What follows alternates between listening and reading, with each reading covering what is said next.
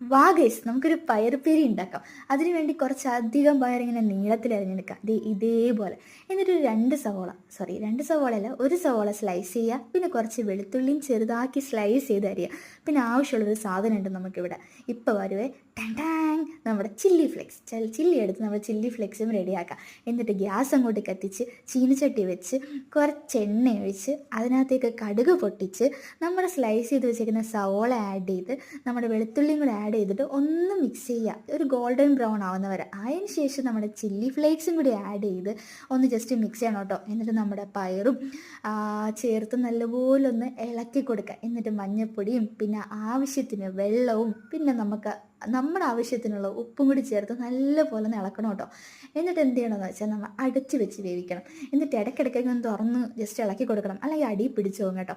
അങ്ങനെ ആകുമ്പോഴത്തേക്ക് നമ്മുടെ പയറുപ്പേരി ഇവിടെ റെഡി ആയിട്ടുണ്ട്. അപ്പോൾ അടുത്ത വീഡിയോ കാണാം.